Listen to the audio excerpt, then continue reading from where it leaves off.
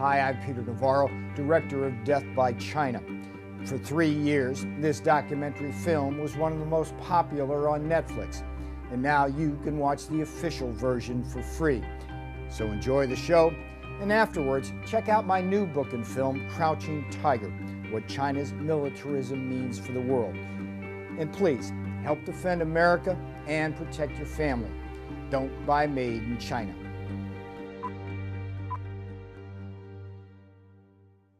You're going to be okay? I'm 63 years old. I'm likely to skate my way to the grave. But I have 3 young children who are all engineers, and I worry about their ability to work in American manufacturing down the road.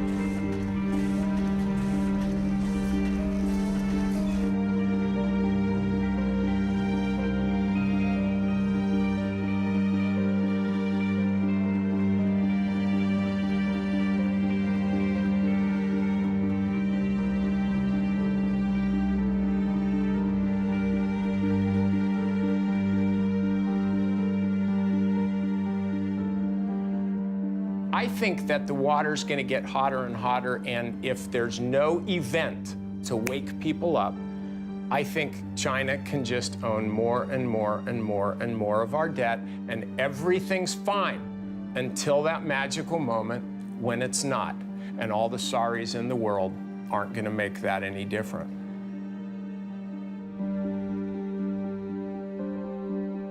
The film you're about to see addresses one of the most urgent problems facing America. Its increasingly destructive trade relationship with a rapidly rising China.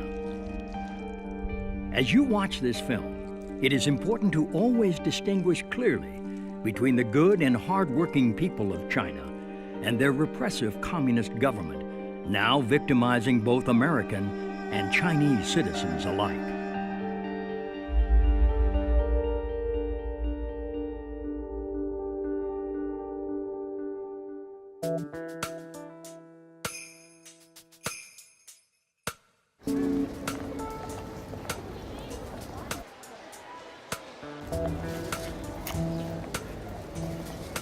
I'm here to buy me a big screen TV. My first big screen, man. 40 inch, about 265.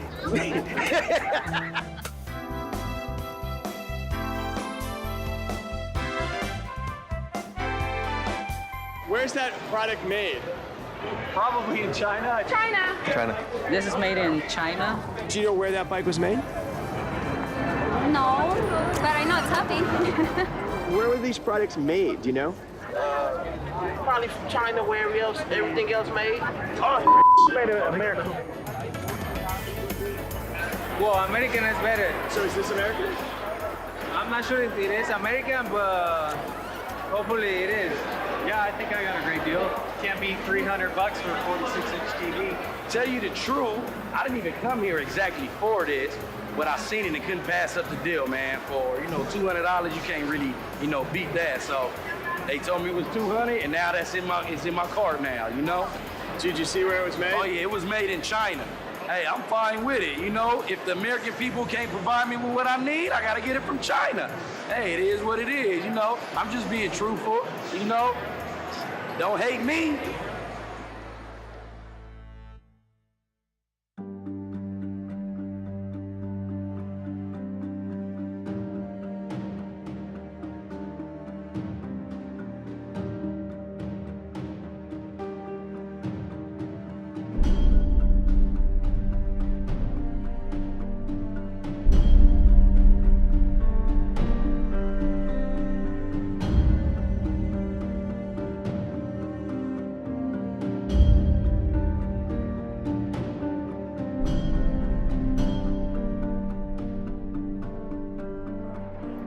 So how do you feel when Americans buy Chinese products? I feel really bad because what happened is not just America buying a Chinese product, which is American people losing their jobs. I was laid off 3 times within 6 months, until I was permanently laid off. I graduated with my bachelor's in 2004. I've been out trying to use that, of course, because I spent a lot of money going to school, and I haven't been able to find anything. China, I think, is responsible for, wiping out a good deal of the manufacturing that we have or had in Northeast Ohio.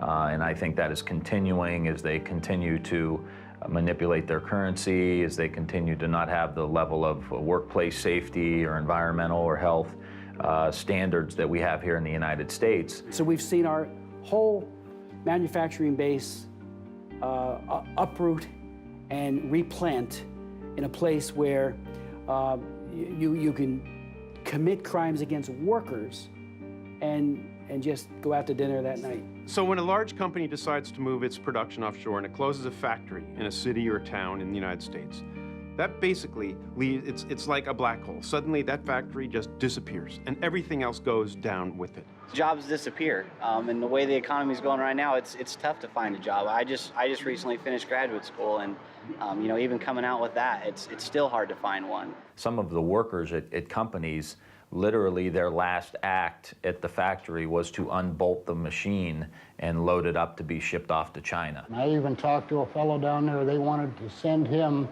over to China to teach the people how to run the machines that they were shipping over there. He was 63 years old. He said, I only got 2 more years to go and I can retire, so I'm not going to bother doing it. He said, bad enough they took my job, now they want me to show them how to do it, too. People who were supplying that plant with materials, equipment, maintenance services, even the accounting firms, design firms, R&D firms, and then all the other services around it, like restaurants, what happens to them? They're doomed. They go down with it. They can't follow that company offshore to Shanghai. It's difficult to be unemployed because you have a mortgage and you have your regular bills you have to pay. You have to pay for a car and you have to put food on the table. And when you have just a small amount of money from the state coming in, sometimes it's hard to make it. I'm trying to get food. That's what I'm here for. I mean, this is not just unemployment line. This is for people who are hungry, and I'm hungry. And it just really is unfair that, being in a country as great as the United States, to have our people struggling the way they are, to not find what is just common. You work, that's what you do. And for them not to find that month after month after month, it just doesn't make sense to me yet. I don't know if it's the president, I don't know if it's the... Honestly, I don't know who to point the blame to. If we talk about who's to blame, I think partially our own government. Our government should be doing something. They could have stepped in, I think, a long time ago. Please hear us and please understand that companies like this are special. Small companies are what makes America. And unless somebody does something about unrestricted importing, you're going to lose the rest of us, too.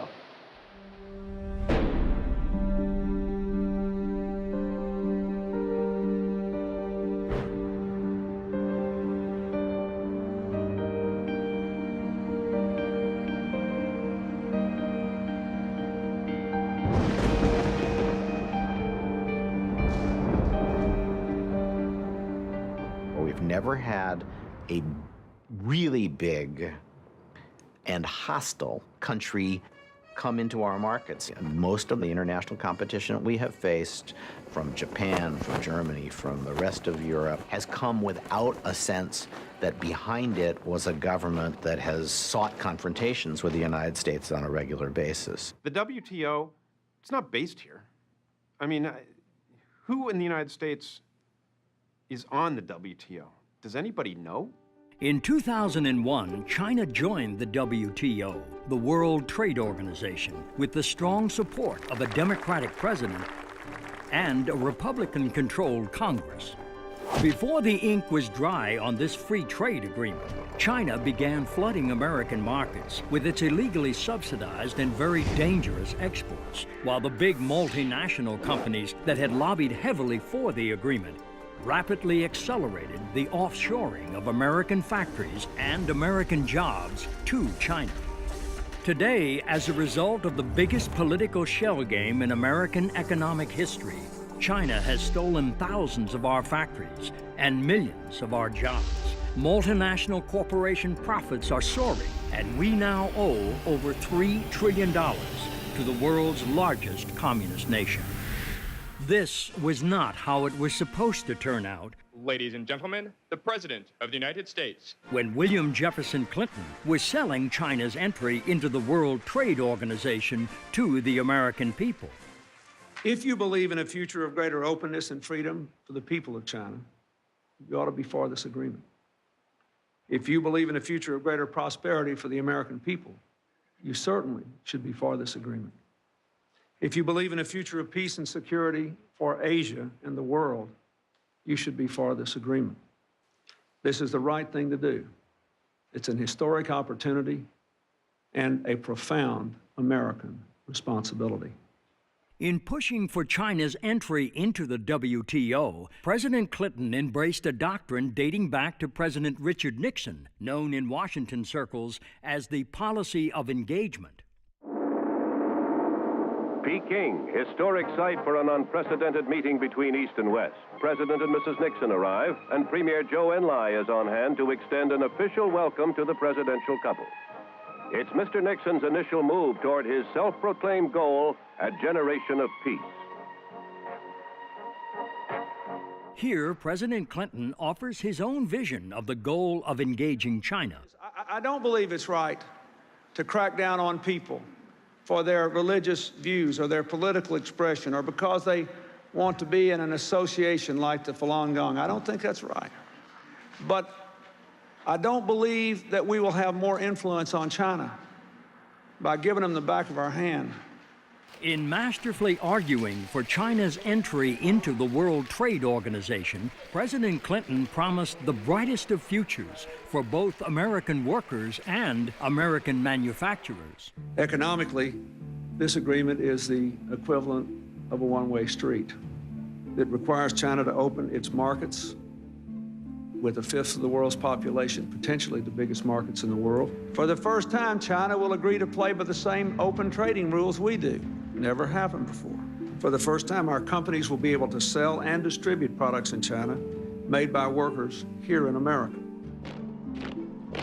And by economically engaging China, both Democrats and Republicans argued this would ultimately democratize the Chinese dragon and free the Chinese people. We have waged an intense battle in support of an important principle, and that is freedom. And the people of China and the citizens of the United States will benefit enormously.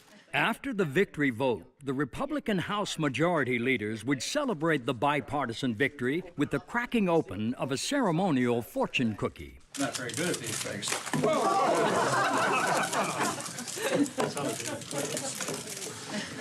It's got a lottery number, no. It says, new American proverb. New prosperity awaits you because normal trade relations. Yeah! It's a confrontation of worldviews that we will win, and I'm looking forward to the future. So just what has America's future looked like since China joined the World Trade Organization in 2001? We are in a trade war, and stealing, lying, and cheating on the part of the Chinese is all part of it. Free trade's great stuff if you can get it. What we have with China is not free trade. For China to sell something at 1/10 of the price of what it would cost in the United States to produce, they are cheating monumentally in a major, massive sort of way on everything. When China joined the World Trade Organization in 2001, it promised to stop cheating and play by fair trade rules. That meant abandoning unfair trade practices like currency manipulation, illegal export subsidies, and abusing its workers. Instead, the Chinese government has used these weapons of job destruction to launch a sustained and devastating attack on America's factories and jobs, while flooding our markets with dangerous products.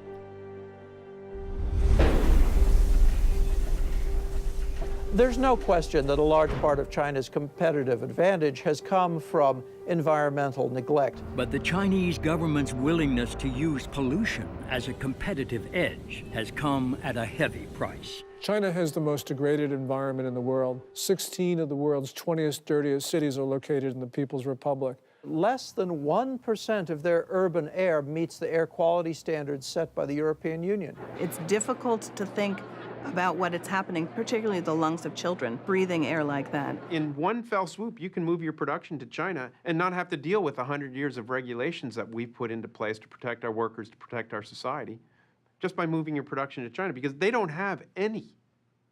They have what we had probably in 1910. The most tragic story is the cancer villages because of toxic metals in the soil, because of the pollution, because the manufacturers have not been forced to clean up their plants. And so essentially what we have is the world's most degraded environment. Whether you're talking about heavy metals pollution, air pollution, water pollution, China's got it all.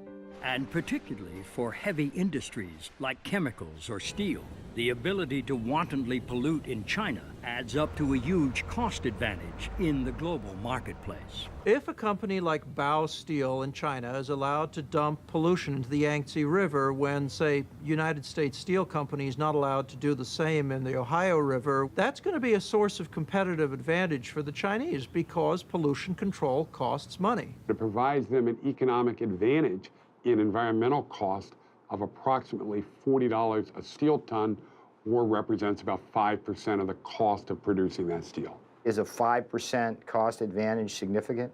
In the steel industry, 5% cost advantage is greater than our profitability. And here's the ultimate irony. The more we allow our American multinationals to offshore production to China, the more total global pollution we create. And a good bit of that comes right back to America by way of the jet stream. Carbon emissions in China per $1,000 of GNP are 7 times what they are in the United States.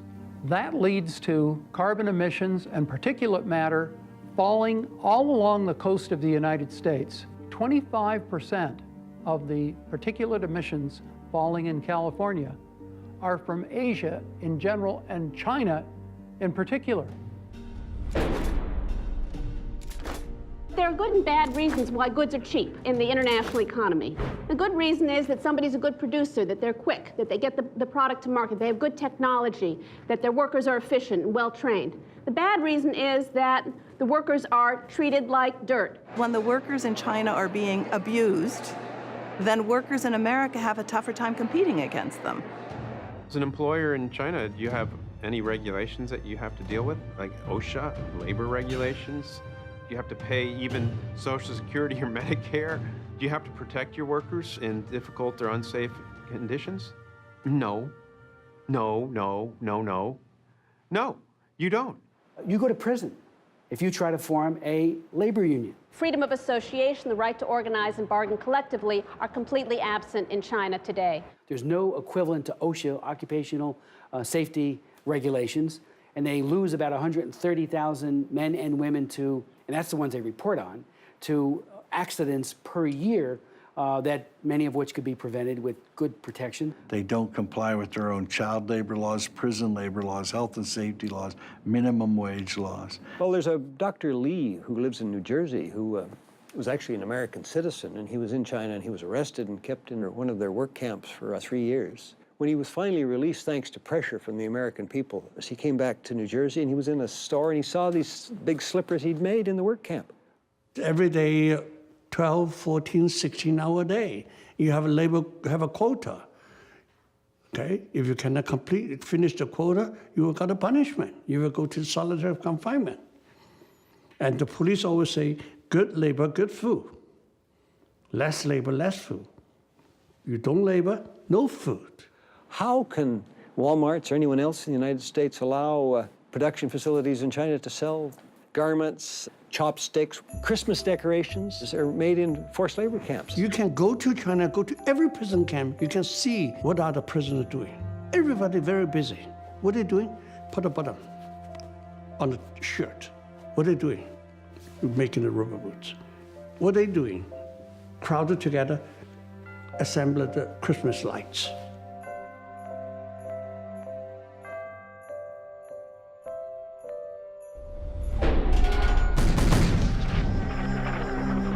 It's not all about China currency manipulation, but a lot of it is. China manipulates its currency by illegally pegging the value of the Chinese yuan to that of the US dollar at a rate far below market value. Most economists would say that China gets anywhere from a 25 to 40 cent advantage for every dollar. So it's like having a tariff on goods coming from the United States of 40 or 50% by the amount that they're underpricing the currency. It also gives their exports to the United States a subsidy of 40 or 50% to capture our market and knock out domestic industries that might be competing with them. Simply, an undervalued currency makes Chinese coffee makers $10 a piece instead of 15 or 20, and it makes American cars in China $30,000 instead of 25. In other words, China's manipulated currency acts as a huge subsidy to Chinese exports to America and an equally big tariff barrier blocking American exports to China. The result, more jobs in China, fewer jobs in America, and a huge and chronic American trade deficit with China. The Chinese government does not deny this. Chinese officials themselves say that they fix the value of their currencies to help Chinese workers. When Premier Wen Jiabao was in this country recently, he said, if we allow the currency to float, Chinese companies are going to go bankrupt. Okay, but what about American workers?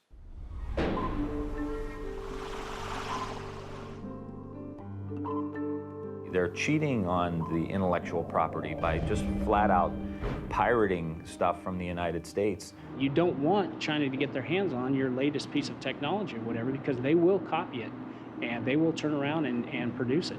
Most famously, copyright pirates in China are stamping out Disney DVDs. That's what everybody knows of. What's more important is the theft of the blueprints, for example, for high technologies. I mean, I hear all the time about American companies who find themselves competing in the marketplace with a Chinese product, and they take it apart, and they find themselves looking in the mirror because the Chinese have just stolen the plans of their own product. And one of America's highest tech companies has certainly experienced this kind of piracy firsthand, and a school of very hard knocks at the hands of the Chinese government. Google came into the Chinese market, and of course, it ended up with a dominant market share. But Beijing wanted Baidu, a local company, to be able to outpace Google. What Beijing did was it hacked Google's network, it stole its source code, and now Baidu has more than 75% of the China search market.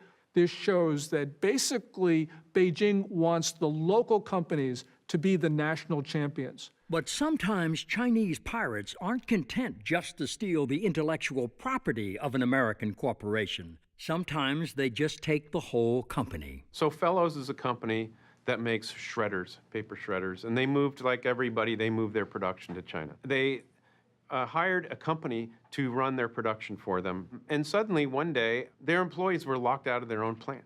So Fellows went from having a large production base in China one day to the next day their partner suddenly shut them off, shut them down. The moral of the Fellows story is you better be very careful when you move your production to a communist country.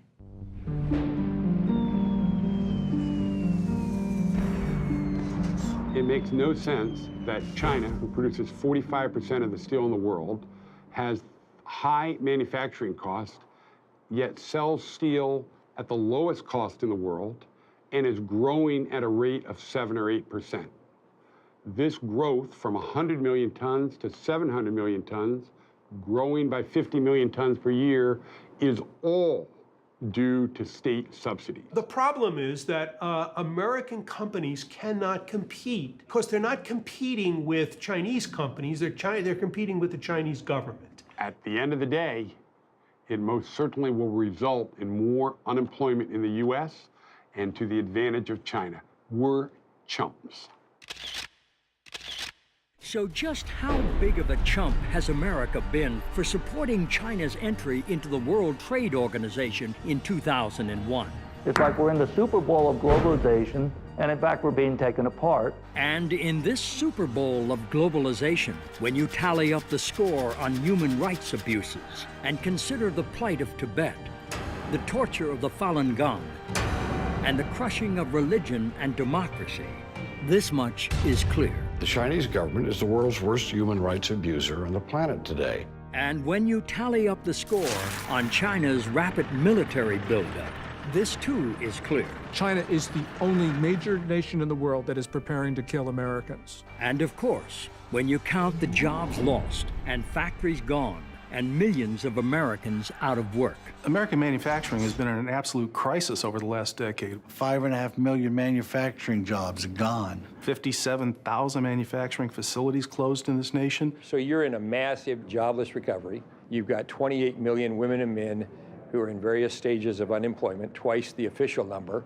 When you tally up all these scores, it's crystal clear that China's entry into the World Trade Organization has been both a losing and a very dangerous proposition, even as America has all but completely surrendered its manufacturing base to China.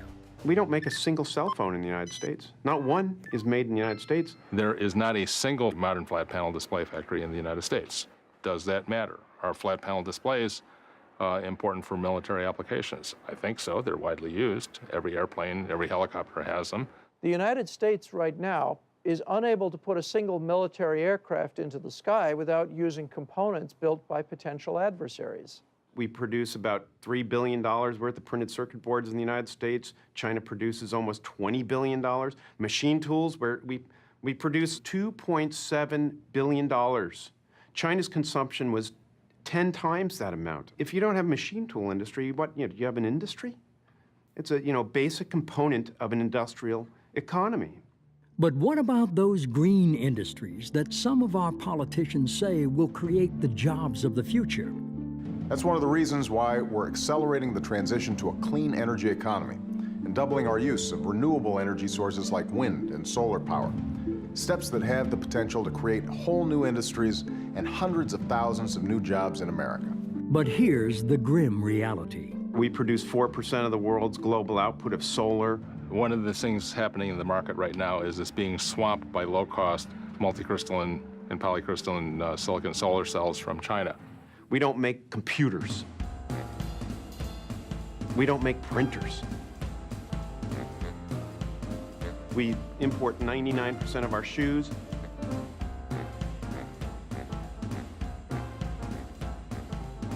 Mass-produced consumer products, we basically don't make them anymore.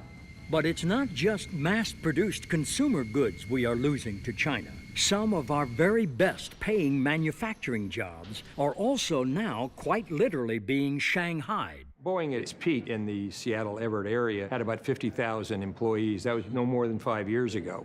20,000 of those jobs have now moved to China in just the last 5 years. Apple employs 26,000 people in its design of making new products. It employs, through Foxconn, 700,000 manufacturing workers in China. They're an American company, they're headquartered here, all their jobs are somewhere else. Americans need those jobs, but they all exist in China. Every one of those manufacturing jobs exists in China. These are jobs that could very easily be in Silicon Valley, in Oregon, Northern California in general, along the coast, for which there are well-trained and very interested women and men who would take them in a heartbeat. And even white-collar workers are now in China's crosshairs. The white-collar worker understands that China is now moving up in the feeding frenzy to, for example, software and other kinds of production. They're moving away from just process technology up to more really intellectual technology. Now, it's not a very big part of their economy, but you can look in the United States, it's having a devastating effect. If the jobs for production move to China, the support jobs for white collar, to a big degree, will move to China. Meanwhile, our rapidly accumulating Chinese debt has become a national joke, literally. That's right, China's mad at President Obama for meeting with the Dalai Lama. I mean, come on. Obama doesn't owe them anything, except like $14 trillion. And that debt represents a very real claim on American assets. And then China would back a tow truck up to Kansas and drag it off to Guangdong province. I find it ironic that the corner of capitalism, the J.P. Morgan building down on Wall Street, is now owned by a Chinese company. As for that hope that economic engagement would lead to a more free and democratic China. George Bush Sr., remember him? He was the ambassador to China way back when. And so he liked China. He liked those guys over there. Things are good in China. Economic growth in China has not led to its becoming more democratic. It has led to a more sophisticated, better financed form of authoritarianism. And ironically, one of those measures of repression has been the internet itself, which was supposed to set China free. China is less free today than it was when it entered the WTO. China has 50,000 internet police who are tracking every day their capabilities, who's saying what, to be able to try and keep things like Tiananmen Square, democracy, freedom, and those terms off the internet. And these cyber cops have had plenty of help from American companies in building the great firewall of China. Google, Yahoo, Cisco, and the capability that they have sold to China, especially for its secret police, has enabled them to search, apprehend, discover the whereabouts, get caches of names, particularly online, where if you send your emails to other people, their IP addresses quickly yield to what their physical addresses are, and they're then apprehended and arrested. This American cooperation, damn it. Shame. Cooperate with Chinese government. They have to say, we have to follow Chinese law. Cisco say, we have to follow Chinese law. Yahoo say, we have to follow Chinese law, otherwise we cannot do it. Yeah, you have to follow Soviet law. You have to follow Hitler law. Are you going to do it? Perhaps the most shameful answer to that question may be found in Yahoo's role in the jailing of a Chinese citizen named Shi Tao.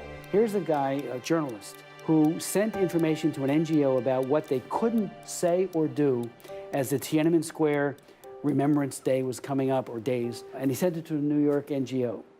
Chinese government knocked on the door of the Yahoo people, asked for the information. They just coughed it right up, and Shi Tao got 10 years for that. As for those Falun Gong practitioners and other dissidents singled out by President Clinton, I had a hearing on the Falun Gong and how they're throwing these people in jail by the thousands and they're harvesting organs. The way it works is that if somebody wants a liver, say, they fly to Shanghai and they probably go check into the #1 People's Hospital in Shanghai.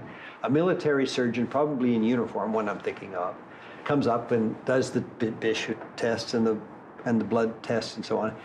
Then he or she looks on the computer list and says, oh, there's a match out in work camp 400. The poor victim who matches what your organs need is dragged into a sort of hospital, given a light anesthetic in most cases, and never wakes up because they take not just one kidney, they take both kidneys, the liver, heart, everything, and their body is then burned, and the People's Liberation Army flies the organ to Shanghai from wherever the camp happens to be, and you're told you're getting the organ from a convicted murderer or something.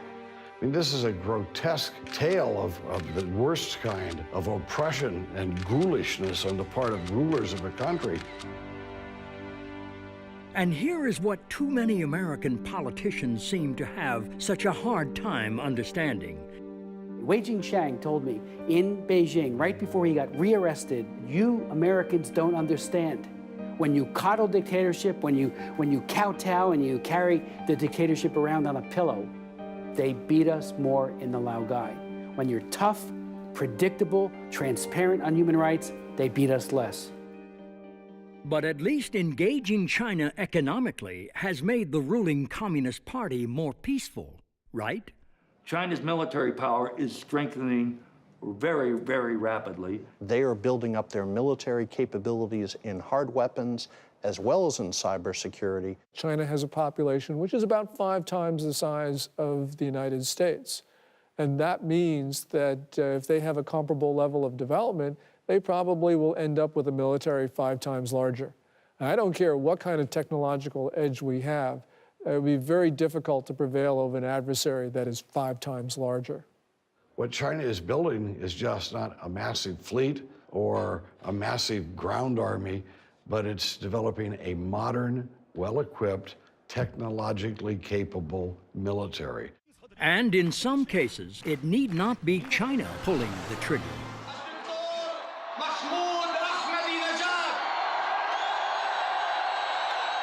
Or launching the missiles, as the case may be.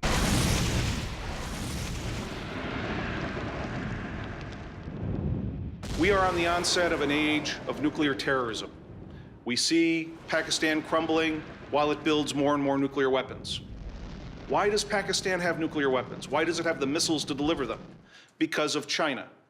We've been in a near 30-year dialogue with the Chinese government trying to arrest this behavior that is supporting not only Pakistan's, but North Korea's and Iran's future nuclear capabilities. China refuses to listen and respond. When a nuclear bomb goes off on some highway, either inside or outside the Beltway, chances are a lot of those components on that bomb are going to say made in China.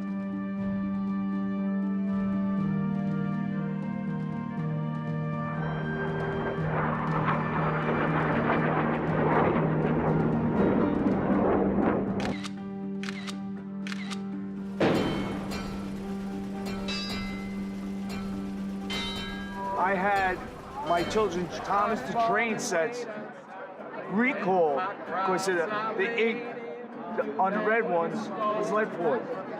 They're not only ruining our economy, they're poisoning our children with the toys that we give them. I want to be careful about what products I buy because I want to know that they're safe and they're good. I want to be careful about what products I buy because I want to make sure that the people who are producing those are being treated properly. And I want to be careful about the products I buy because I want to make sure that the people in my community are people who are able to have jobs at a decent wage. And all of those things are tied together.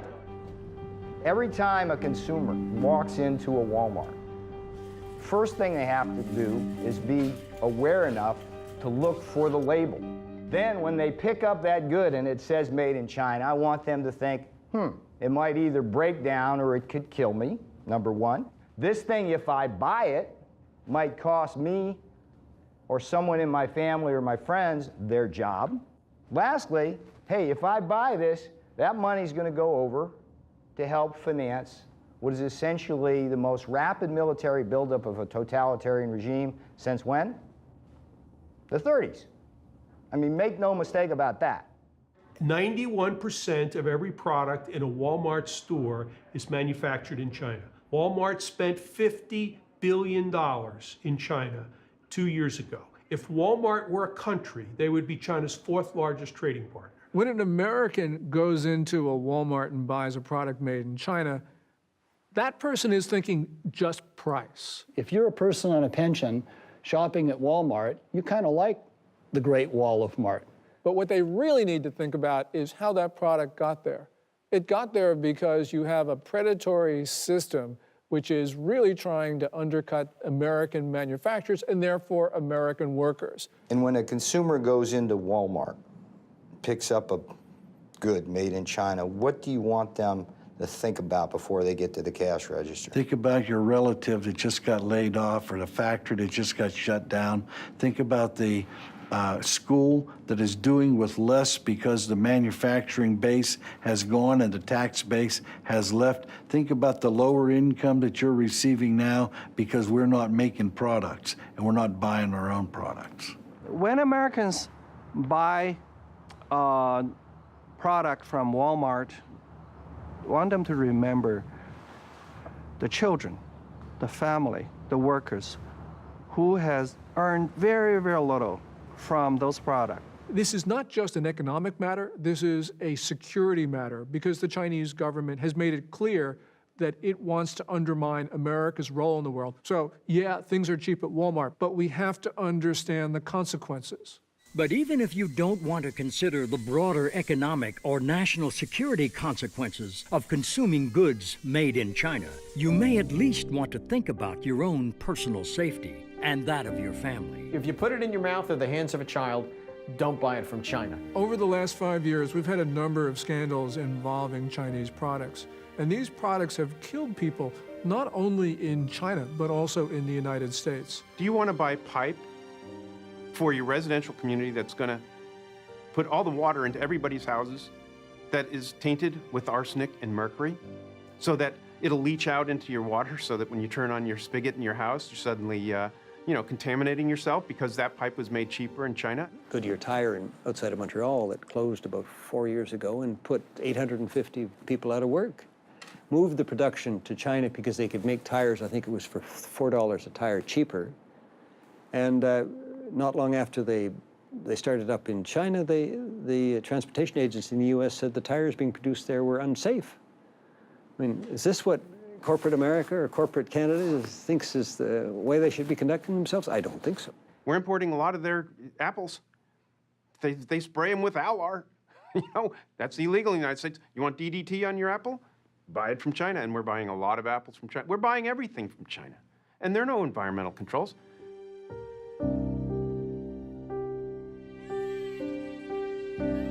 There was a risk of suffocation, that kids can get trapped and die. They took him to the hospital where they pronounced him dead.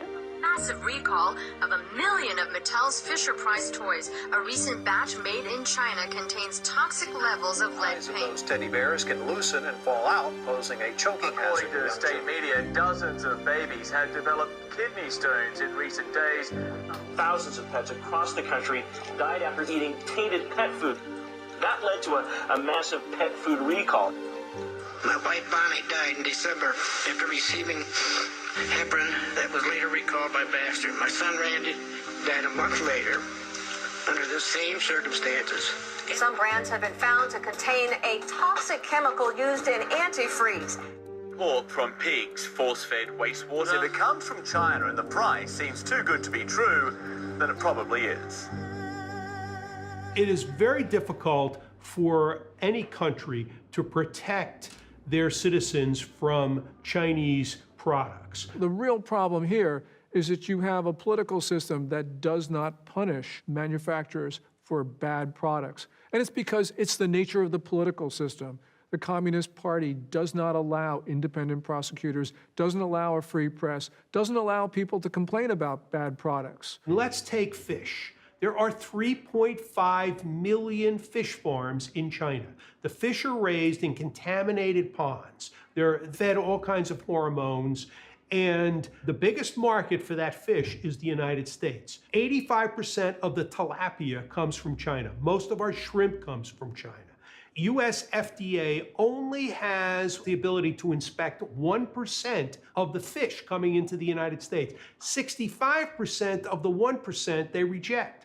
They don't have the authority to confiscate the fish. So if the ship comes into Charleston and gets rejected, then it goes to Miami or New Orleans or some other port, and eventually the fish gets in. And because of such dangers, Americans are becoming more and more aware of the Made in China label. But that doesn't always guarantee one's safety or convenience. I personally do look at the labels of where things are made, but sometimes I go to buy things and it's impossible to find something that isn't made in China. But my wife's a good card-carrying liberal. She believes in all the worthy causes in the world and all that sort of thing. And she's an intelligent woman, I want to say, for the record. Little by little, I realized that China was getting to where it was, and the United States was getting to where it was because there was all this currency manipulation. And it just seemed like the United States government was not doing a whole lot in the name of international trade to try to stop what was going on in China, which was able to lure a lot of jobs. Some months ago, she decided that, to the best of her ability, she wasn't going to buy anything made in China. So our microwave oven failed. We don't have a new microwave oven because she could not find one that was not made in China. When I went to look for a microwave, a freestanding microwave, there was nothing that wasn't made in China. I went to 5 different stores, from high-end hardware stores to low-end discount places. Nothing was available that wasn't made in China. And my experience from things made in China was that they weren't healthy. You never knew what was in them. They didn't work for very long, and they broke down if they worked in the beginning. So I then decided I just wasn't going to buy anything that was made in China. So we just, do not have a microwave anymore. Right around the same time, we had a under-a-counter electric unit for heating in one of the rooms. And the same thing happened. You couldn't get any electric baseboard that wasn't made in China. And I thought, well, my last one was made in America. I had it for 23 years. It worked great. Now I couldn't find it. And I just got completely discouraged that no American manufacturers were coming in to produce quality products over here. And that's the dilemma we now find ourselves in.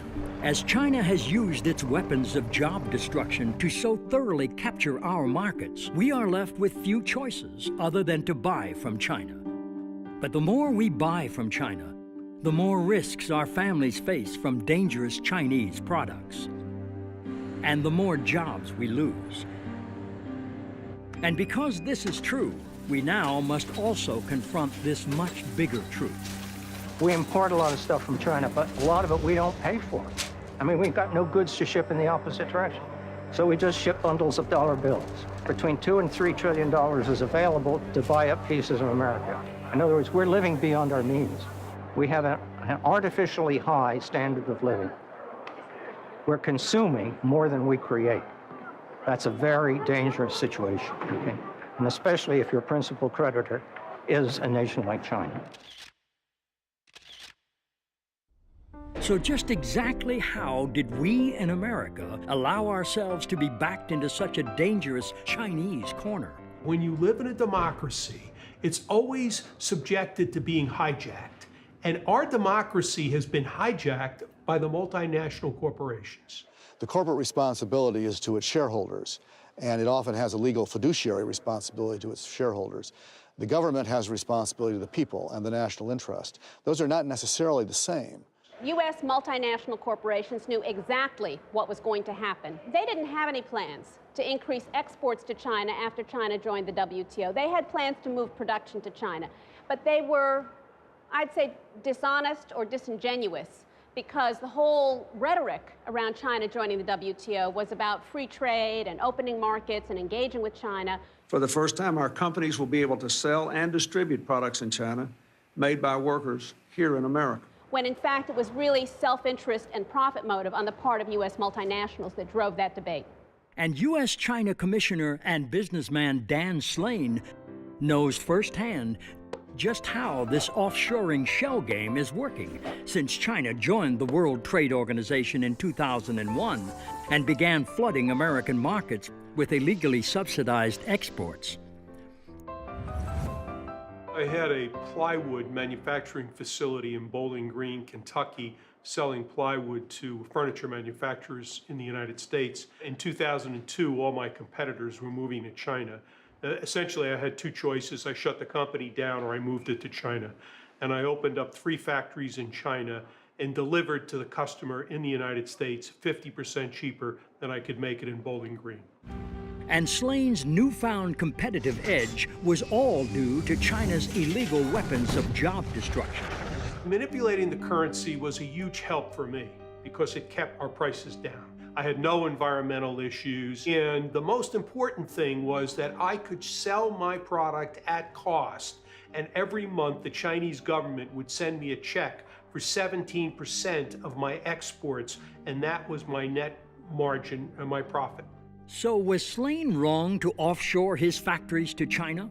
This interchange with U.S. China Commissioner and multinational corporation lobbyist William Reinsch offers some perspective. It's not generally regarded as the job of a large American company to, substitute itself for the government. What most of the companies want to do is they want to be consistent with government, with U.S. law and U.S. practice. If the government tells them that they would like them to do something, they generally do it. So they don't have any responsible per se to the American people other than obeying the existing laws and regulations. Is that fair? Well, what responsibility would you like them to have to the American people other than trying to be good corporate citizens and to be profitable? Would you define a good corporate citizen as a company that moves its factories over to China and creates massive unemployment in the Midwest? Is that good corporate citizen? Well, I think that you'd have to go case by case. And in Dan Slane's case? The difference between myself and General Electric is that I had no choice. I either moved to China or I shut the company down. I couldn't compete. Jeff Immel at General Electric does have a choice. He can sacrifice some profits, keep his technology, and in the long term, be much better off manufacturing in the United States. Congressman Tim Ryan understands this distinction between small domestic manufacturers and the big, well-heeled multinationals better than most. There's a huge divide here between the mom and pop tool and die maker that has been in Youngstown, Ohio for 100 years, and the global corporation that's involved in the global financing of all of this stuff, the global manufacturing, and not really concerned with any one country. They're concerned with how they can best do business. And one of the biggest obstacles to passing tough legislation that would stop China's unfair trade practices is the lack of political clout of America's domestic manufacturers. And to go chasing down after all of the political rhetoric of dealing with this issue and that issue and running for Albany or running to Washington, D.C. and setting up meetings and stuff, it's too costly, it's too time-consuming, and it has nothing to do with building drum and barrel handling equipment and helping this company to be successful. And that's the issue here. They don't have lobbyists down here. There's very few organizations that really represent the small and mid-sized manufacturers. You know, I can think of one or two that really do a great job, but they don't have the impact, the campaign contributions, the corporate influence that some of the big dogs have. And just who is one of the biggest dogs on the Capitol Hill lobbying block? Behind me is the headquarters of the National Association of Manufacturers, which unfortunately has become a major misnomer in recent years, because the name really should be the National Association of Manufacturing Things Someplace Else. If you go back and you look at the National Association of Manufacturers meetings in which they were talking about endorsing or not endorsing the Ryan Murphy China currency bill, you will see that there was a huge split where the small and medium-sized manufacturers endorsed the bill. But the 20% of the membership that gives 80% of the dues didn't want to have anything to do with the Ryan Murphy China currency bill. Brian O'Shaughnessy is the chairman of Revere Copper, a company founded by none other than Paul Revere, and the oldest manufacturer in America. And O'Shaughnessy has been on the inside of the National Association of Manufacturers when it has opposed bills like those offered up by Tim Ryan to stop China's currency manipulation. I stood up before a group of 300 of the most powerful CEOs in this country, and I told them, as we consider NAM's support of this bill, I think those of you who have facilities in China, I think you should recuse yourself from voting. You're conflicted. You have to choose between your company and your country, and you can't do that. Well, I was shot down in flames. By all intents and purposes, a lot of these companies are not American companies anymore. General Motors takes TARP money and opens up factories in China. Caterpillar Tractor shuts down plants in Peoria and opens up 3 factories in China. General Electric and Boeing are essentially trying to become Chinese companies. Look at Coca-Cola. American-sounding company, isn't it? I mean, how American can you get other than Revere, Coca-Cola? The president of Coca-Cola is from South Africa. The chairman is from Turkey. Now, you want to ask them what America's international trade policy should be? You shouldn't listen to them. While Coca-Cola's executive suite may look like the United Nations, it is purebred American CEOs from companies like Cisco, Ford, IBM, Honeywell, Motorola, Intel, and Apple that keep sending so many of our jobs to China. We design the iPad, great. We get the profits from the iPad, fine. We don't get the jobs. Profits versus jobs. That's a conflict Ralph Gomery sees as the root of America's offshoring problem. They are pursuing maximizing profit. That's their goal. The country is losing the wage bill, and its goal is to have wages. And then what they're doing is right for their shareholders and their constituents, but it's not right for the people of America who are unable to find work today. The problem with our system is that everything is short-term. So when you talk to a CEO and you say to a CEO, an American CEO, do you realize that they're going to take your technology and they're going to be your competitor? The CEO says, yes, but I only have 3 or 4 years to get my stock up so I can get my bonus, and they kick the can down the road, and it's the next guy's problem. This will end badly for all of us, but everybody is so short-term in thinking and in their tenure that they're willing to take chances that are right for today that they probably know in their minds is long-term bad for America tomorrow. Ironically, nobody understood this growing divergence between corporate interests and the common good better than candidate Bill Clinton during the 1992 elections. You must do your part. You must be responsible. American companies must act like American companies again, exporting products, not jobs. But such corporate irresponsibility wasn't always the American way. Corporations used to think they had a stakeholder theory. In other words, they had a responsibility to the nation, to their community, to their workers, and to their shareholders. Something morphed in our own system about 20, 25 years ago, where shareholder value became the end-all and be-all. And then the CEOs tied their own compensation to shareholder value. And then other countries figured out how to incentivize them to increase short-term shareholder value by transferring production, manufacturing, R&D there.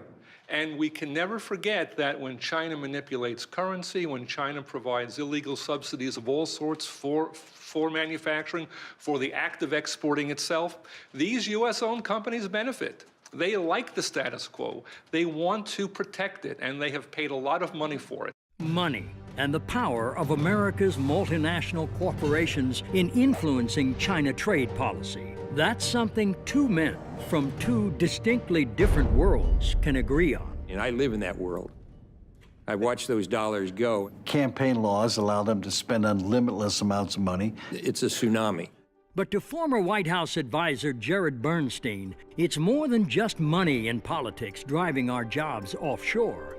It's also the prevailing free market view in the Oval Office, regardless of political party.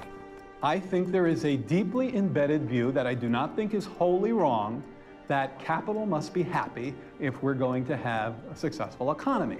And no multinational company has been happier to move its capital offshore than General Electric. But this is truly a fool's game.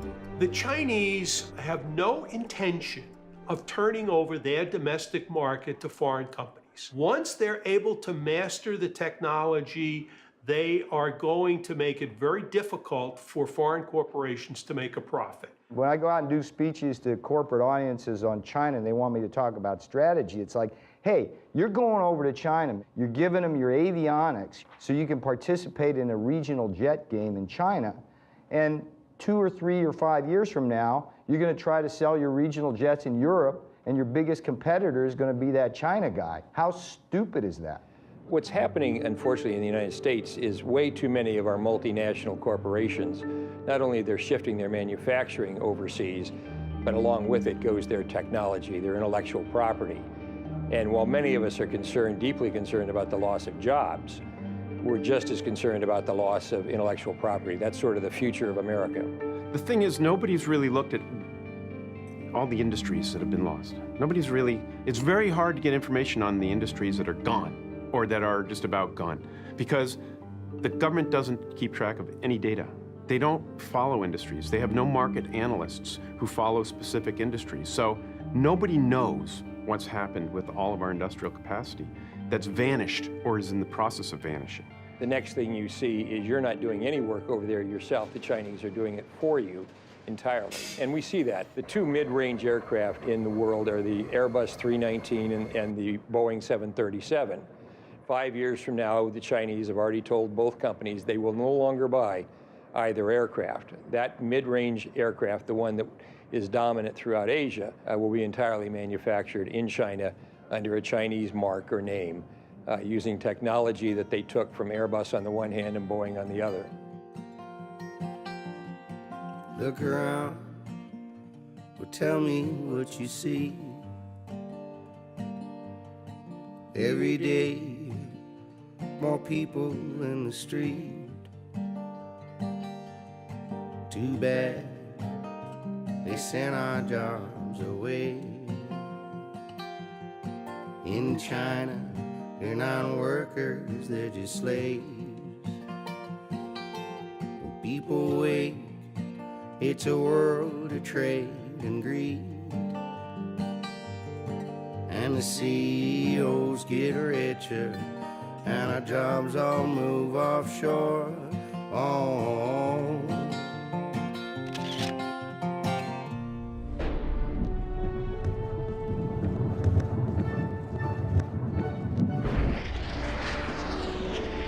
The Soviet Union could make an unbelievable intercontinental ballistic missile, but they couldn't make a loaf of bread. Now, we can make a stealth fighter, but we can't make a pair of shoes.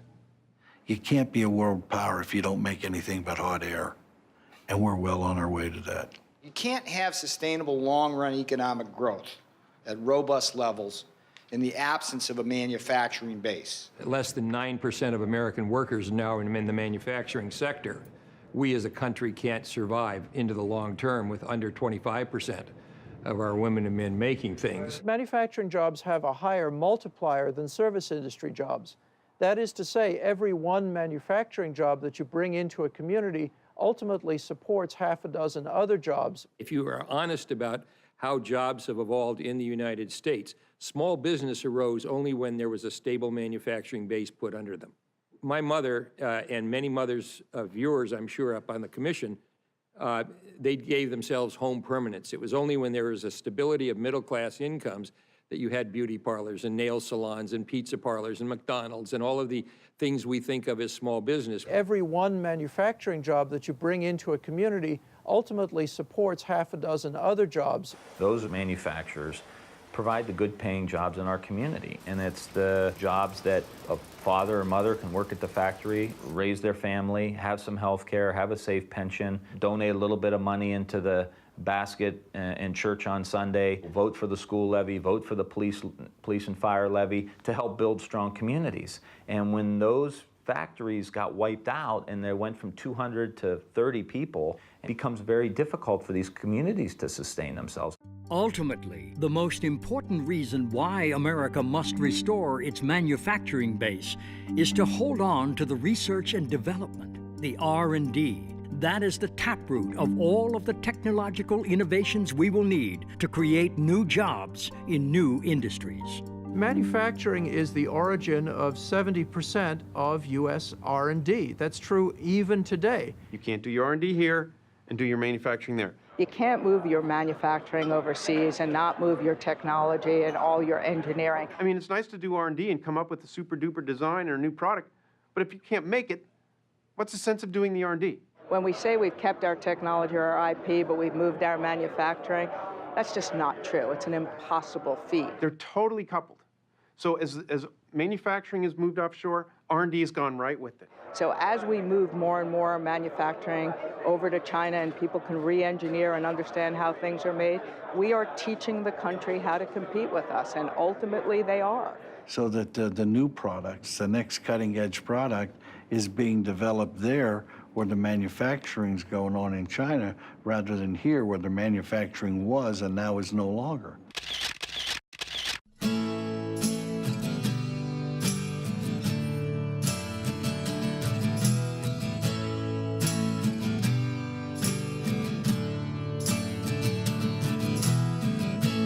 There's no other way around it.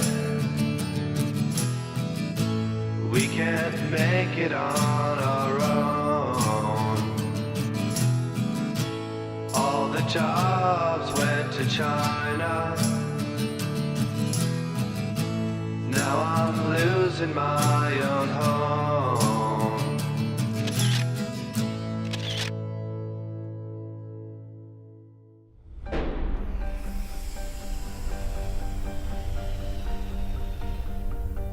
We need to change course. We need definitive U.S. action. We need to show the Chinese that there are limits, that they have to be responsible citizens, and if that they're not responsible citizens, there are consequences. I like the idea of doing business with China. There are a few people over there, but it must be on our terms. If it's not on our terms, then it's on their terms, and if it's on their terms, they don't have our best interests in mind. People sometimes say that we can't stand up to the Chinese on any of these issues because we risk starting a, quote, trade war.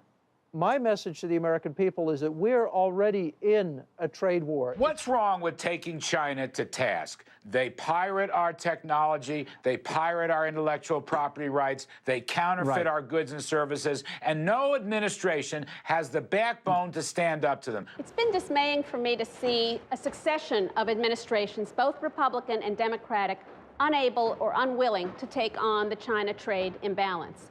And I would say part of that is the very cozy relationship that any White House has with the big multinational corporations and with the intellectual elite that have taken a very soft view on this issue. So I think both Democratic and Republican administrations have failed us in the same way. So how do we, the people, overcome the power and influence of the big multinational companies and the deadly inertia of our political leadership to bring about long overdue changes in the U.S.-China trade relationship? You know, it almost takes a movement, a Tea Party that's different than, it's completely divorced of left or right, or it's virtually a Tea Party that differentiates between right and wrong, which is very much different than left or right. I think this can only happen when the American people really understand what is happening to us and begin to demand that their congressmen and senators really, and the national government, take action in these areas. I think that at every level, people could boycott to some extent, and there would be a shot heard around the world.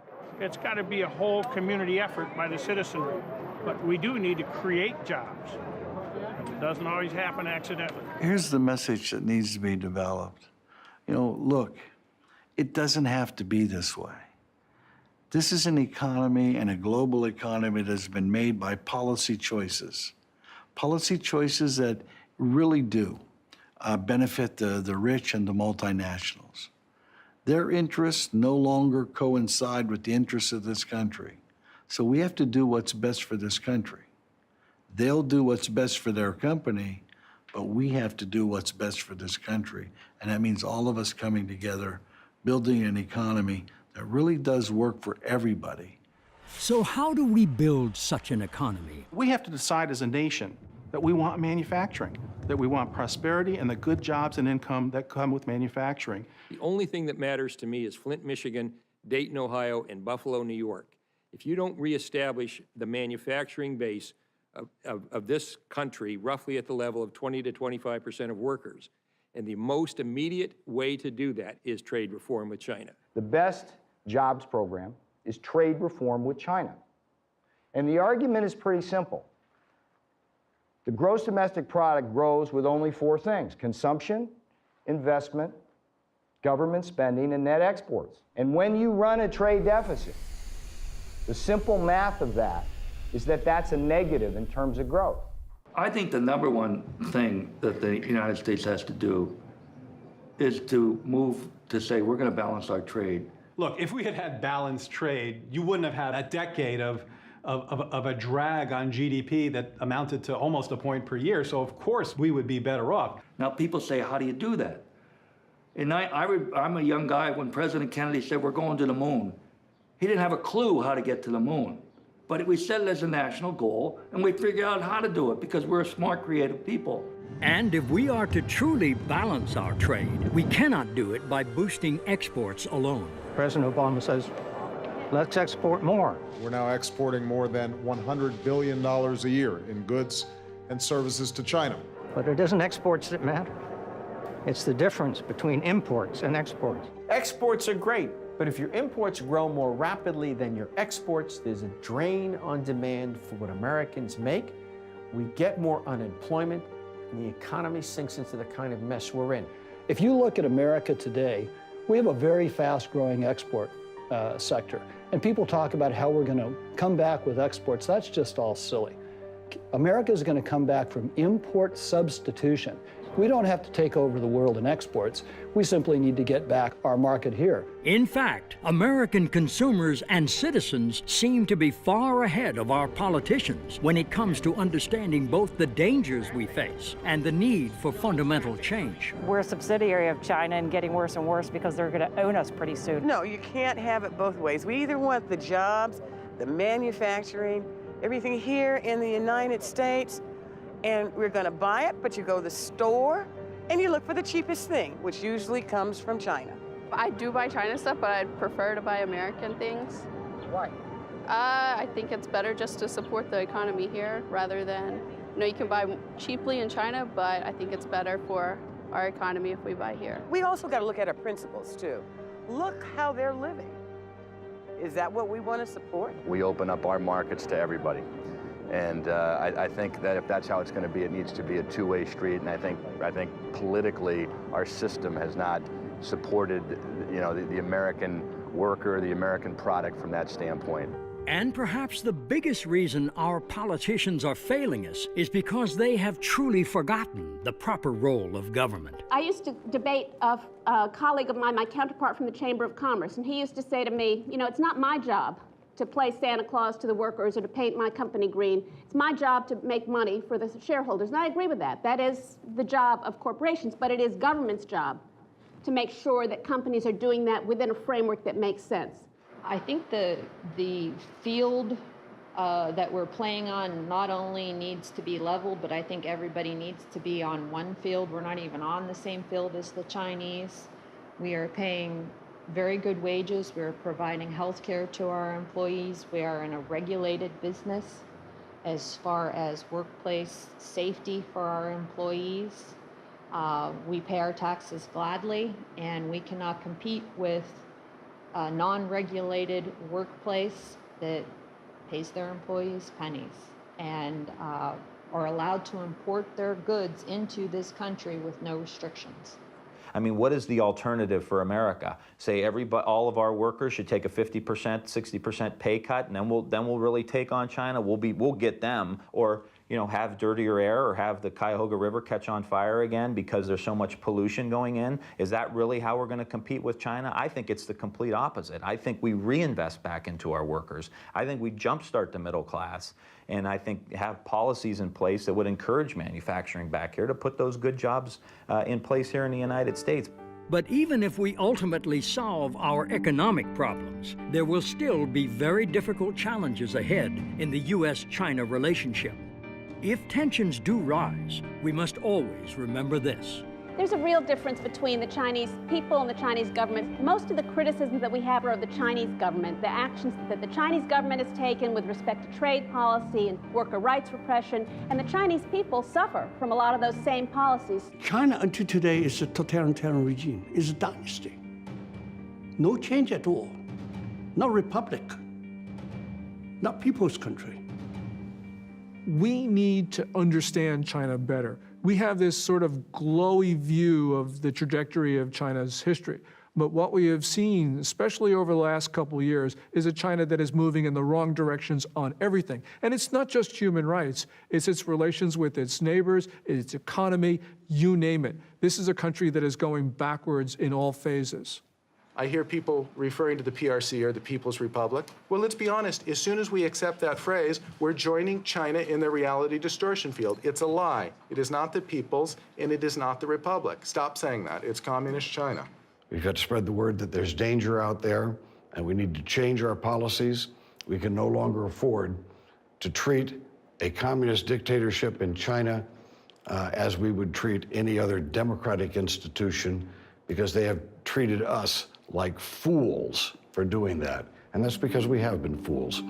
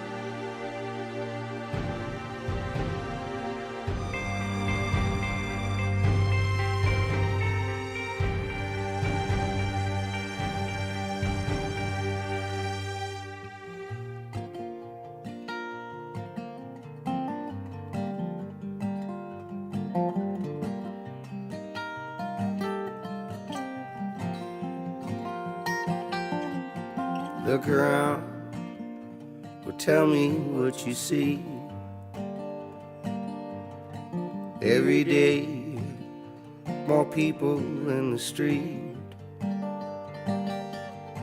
Said I used to work in a factory. Right now, I'd work for anything. Oh, oh, oh, oh. At least not me, but my family I wish to feed. Not much, but we got simple needs. Too bad they sent our jobs away. In China, they're not workers, they're just slaves. When people wake, it's a world of trade and greed. And the CEOs get richer, and our jobs all move offshore. Oh, oh, oh, oh, oh. My oldest son got a college degree. He dreamed of running a factory. Now he's back home just living with me. And there's no bright future my boy could see. 16 hours, 7 days a week of unions and freedoms they cannot speak. Gotta rise and get up off your knees before they buy up all our dreams.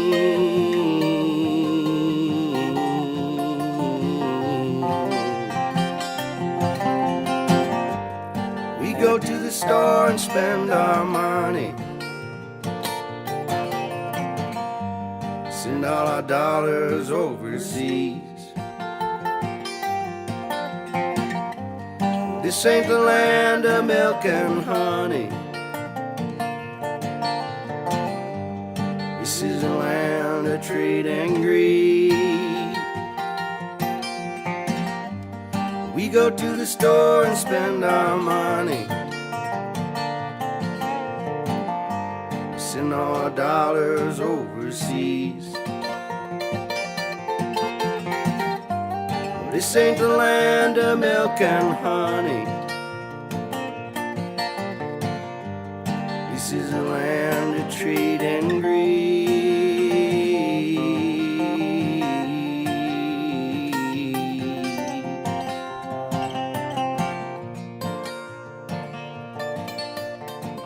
And this whole notion that what's good for multinationals is good for America, that's completely wrong.